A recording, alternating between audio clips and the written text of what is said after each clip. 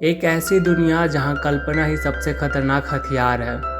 एक ऐसी जंग जहां रियलिटी और फिक्शन की लाइन धुंधली हो जाती है। और एक ऐसा मिशन जहां एक बाप को अपनी बेटी के लिए उतरना पड़ता है उस दुनिया में जहां से कोई वापस नहीं आता। तो दोस्तों, आज हम बात करने वाले हैं एक ऐसी मिस्ट्री एडवेंचर फिल्म की जिसने सिनेमा को नई सोच दी और राइटर्स ओडिसी। तो सीट बेल्ट कस लो, क्योंकि ये कहानी नहीं, एक पागलपन है। एक ऐसा सफ़र है जो आपकी सोच को हिला कर रख देगा।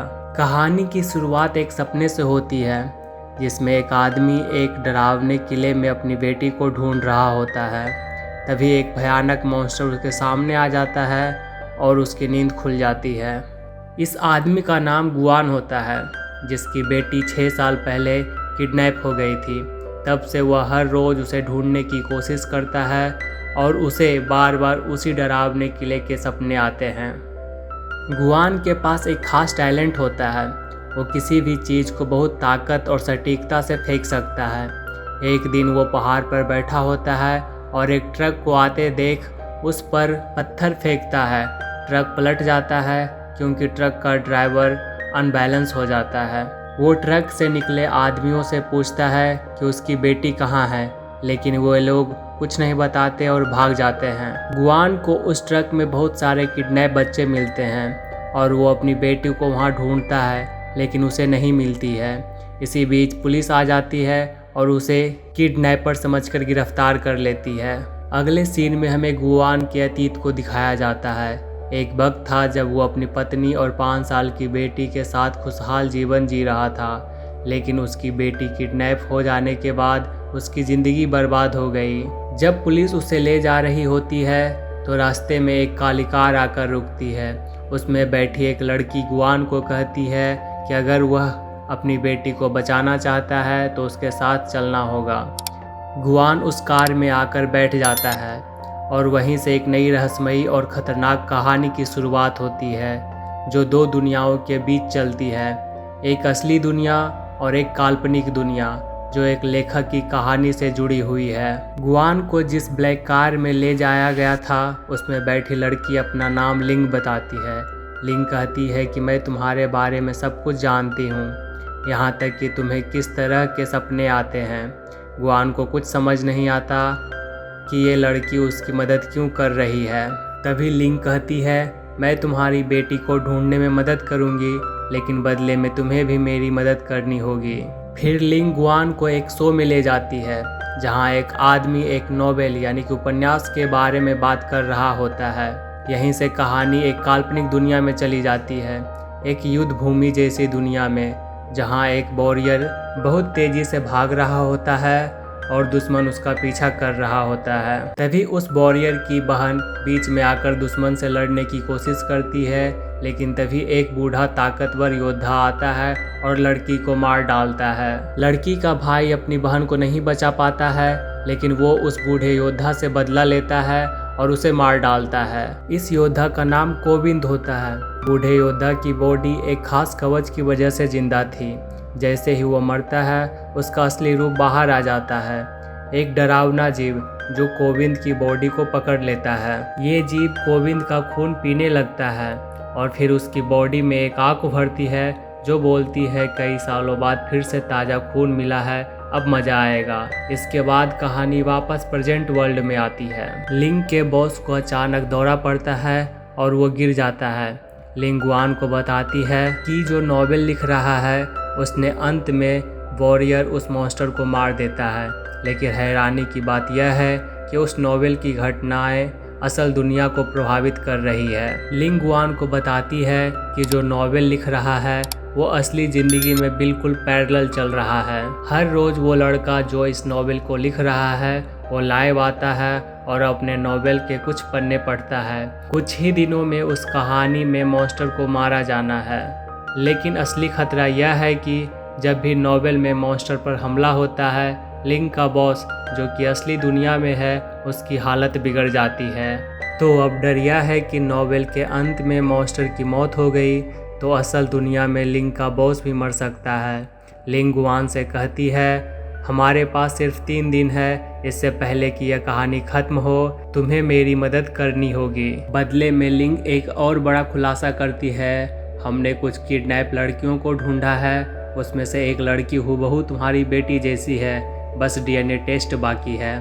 लिंग बताती है कि वो लड़का दूसरे शहर में रहता है और अब गुआन को वहाँ जाकर उसे मारना है ताकि नोबेल की कहानी रुक जाए और उसका बॉस बच जाए। गुआन अपनी बेटी की उम्मीद में उस शहर तक पहुँच जाता है और वहाँ जाकर उस लड़के से मिलता है जो नोबेल लिख रहा है। लेकिन जैसे ही वो मिलते हैं वो लड़का ये समझता है कि गुआन उसका कोई बड़ा फ़ैन है। वो बहुत खुश हो जाता है और दोनों के बीच दोस्ती हो जाती है। अब गुआन उस लड़के के करीब पहुंच चुका है। गुआन कुछ देर तक उस नोवेलिस्ट के साथ रहता है, लेकिन जब वो एक जगह जाता है तो अपनी डायरी वहीं छोड़ जाता है। वो डायरी नोवेलिस्ट के हाथ लगती है और जब वह पढ़ता है तो हैरान रह जाता है। उस डायरी में गुआन के सारे सपने और उसकी बेटी से जुड़े डरावने सपने यानी कि विजन लिखे होते हैं। नोवेलिस्ट को लगता है कि जैसे ये सपने उसकी कहानी से मिलते जुलते हैं। अब वह इंस्पायर होकर अपनी कहानी को आगे लिखना शुरू करता है। अब कहानी शिफ्ट होती है फिक्शन वर्ल्ड में। नॉवेल में कोविंद नाम का वॉरियर रेडमैन नाम के मॉन्स्टर को ढूंढने निकल पड़ता है। रेडमैन असल में पहले एक आम सोल्जर था, लेकिन ब्लैक मैजिक से उसने असली राजा को मार दिया और खुद राजा बन बैठा। उसे भगवान बनने की सनक थी। अब रेडमैन अपनी आर्मी को दूसरे किंगडम पर हमला करने भेजता है। उसकी फौज गांवों को तबाह कर देती, लोगों को लूटती और निर्दयता से सब कुछ बर्बाद कर देती है। कहानी वापस प्रेजेंट टाइम में शिफ्ट होती है। गुआन की जब आँख खुलती है तो सामने वह लिंग को पाती है, लेकिन अब लिंग बहुत गुस्से में है। वो गुआन को बुरी तरह से पीटती है और चिल्लाकर कहती है, तुम्हें उस नोवेलिस्ट को मारने भेजा था, ना कि दोस्ती करने। अब गुआन का मन पूरी तरह से बदल चुका है। उसने ठान लिया है, अब चाहे कुछ भी हो जाए मैं उस नोवेलिस्ट को मारूंगा। लिंग वहाँ से चली जाती है। गुआन एक बार फिर नोवेलिस्ट से मिलता है। नोवेलिस्ट गुआन की डायरी वापस करता है और बताता है, यह डायरी और इसमें लिखे सपने मेरी नोवेल से काफ़ी मिलते जुलते हैं। मैं इनसे इंस्पायर होकर अपनी नोवेल में और भी लिखने वाला हूँ। गुआन को अब भी यह तय करना था कि उस नोवेलिस्ट को मारना ही होगा, लेकिन हर बार जब वह नोवेलिस्ट को मारने के लिए ईंट उठाता है तो नोवेलिस्ट उसी ईंट को अपने हाथ से पकड़ लेता है। गुआन कई बार ऐसा करता है, लेकिन नोवेलिस्ट हर बार उसके हाथ से ईंट छीन लेता है और उसे एडजस्ट करके रख देता है। अब कहानी फिर से नोवेल में लौट आती है। कोविंद और विंग जब किंगडम के पास पहुंचने वाले होते हैं, उसे रास्ते में एक छोटी बच्ची दिखाई देती है जिसके भाई को रेडमैन के सोल्जर्स ने मार दिया था। कोविंद उस बच्ची की मदद करता है। बच्ची के भाई को दफनाने के बाद बच्ची फ्लूट बजाने लगती है। तभी रेडमैन के सोल्जर वहां पहुंच जाता है। कोविंद उस बच्ची को बचाने के लिए भागता है और उससे फाइट करता है, लेकिन सोल्जर से लड़ने की कोशिश में उसे कोई फायदा नहीं होता क्योंकि वह सोल्जर बहुत ही ताकतवर होता है। तभी अचानक अंधेरा छा जाता है और यह बात सामने आती है कि रेडमैन की आर्मी रात को पूरी तरह से फ्रीज हो जाती है। इसका मतलब यह था कि रात में रेडमैन के सोल्जर कुछ भी नहीं कर पाते। कुंभ उस बच्ची को लेकर वहां से भाग जाता है। अब कहानी प्रेजेंट टाइम पर लौटती है। गुआन पर काफ़ी दबाव बढ़ने लगता है। उसे अब यह एहसास हो जाता है कि अगर वो अपनी बेटी को ढूंढना चाहता है तो उस नोवेलिस्ट को मारना ही होगा। इसलिए गुआन एक पत्थर उठाकर नोवेलिस्ट को मारने की कोशिश करता है। कई शॉट्स के बाद नोवेलिस्ट वहीं बेहोश हो जाता है, लेकिन जब गुआन नोवेलिस्ट को मारने के लिए एक बड़ा पत्थर उठाता है तभी अचानक उसे गाने की एक धुन सुनाई देती है जो उसने अपनी बेटी के साथ पहले गाया था। यह आवाज़ गुआन को फिर से अपनी बेटी की याद दिलाती है और वह उस आवाज़ का पीछा करते हुए एक बच्ची तक पहुंचता है। गुआन उस बच्ची से पूछता है, तुमने यह गाना कहाँ से सुना है? गुआन को लगता है कि शायद यह बच्ची उसकी बेटी को जानती होगी, लेकिन जैसे ही गुआन गुस्से में आकर बच्ची से सवाल करता है, बच्ची डर के मारे गुआन को धक्का देकर वहाँ से भाग जाती है। गुआन बच्ची का पीछा करते हुए एक अजीब जगह पहुँच जाता है जहाँ कई बच्चे बंदी बने हुए थे।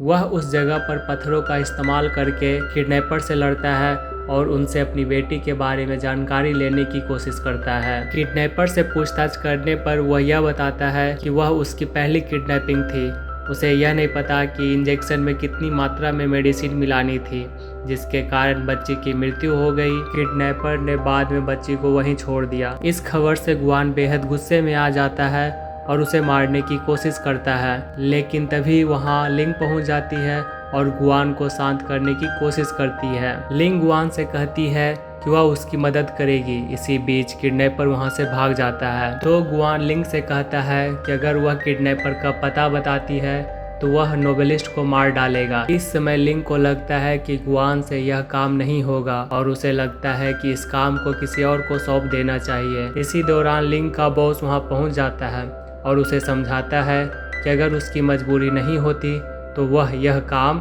नहीं करता। कहानी एक बार फिर से दूसरी दुनिया में शिफ्ट होती है, जहां कोविंद और बच्ची किंगडम की गलियों में घूम रहे होते हैं और जैसे ही वह एक जगह पहुंचता है, वहां हर जगह मरे हुए लोग पड़े होते हैं। अचानक कुछ जिंदा लोग इन पर अटैक करते हैं। इस दौरान कोविंद की बॉडी में लगी हुई शील्ड बाहर आ जाता है, जो कि उसे बचाने के लिए लोगों से फाइट करता है। यह एक शक्तिशाली सोल्जर होता है जो सभी को मार डालता है। इसके बाद वह कोविंद की जान बचाने के बाद उसकी बॉडी में इंटर कर जाता है। सीन चेंज होता है और हमें नोवेलिस्ट को दिखाया जाता है। वह अब नोवेल को आगे कंटिन्यू नहीं करना चाहता, क्योंकि उसे कई सारी समस्याओं का सामना करना पड़ रहा था। गुआन को बताता है कि इस नोवेल में तुम्हारी बेटी का जिक्र है और जो बच्ची कोविंद के साथ है वह तुम्हारी बेटी है, जो अपने पिता को ढूंढ रही है। वहीं जो वॉरियर कोविंद के ऊपर अटैक करने आया था वह कोई और नहीं बल्कि गुआन ही था। गुआन अपने कनेक्शन को समझता है और वह अपनी बेटी को बचाने के लिए वहां पहुंच जाता है। गुआन फिर नोवेलिस्ट से अनुरोध करता है कि क्या वह इस नोवेल को ख़त्म कर सकता है, क्योंकि इसमें लिखी सारी घटनाएं अब आंखों के सामने घटित हो रही है। नोवेलिस्ट पहले तो सोचता है कि उसकी कोई उम्मीद नहीं बची, लेकिन गुआन उसे पुनः प्रेरित करता है। वह उसे वापस नोवेल लिखने के लिए मनाता है। इस दौरान वे दोनों घर वापस जाते हैं और वहां गुआन को लिंग के बॉस की तस्वीर दिखती है। नोवेलिस्ट उसे बताता है कि यह आदमी उसके पिता के बहुत अच्छे दोस्त हुआ करते थे और उसके बाद उसके पिता की रहस्यमयी मौत हो गई थी। लिंग यह बात सुन लेती है। लिंग को धीरे धीरे यह समझ में आने लगता है कि उसके बॉस ने उसे धोखा दिया है।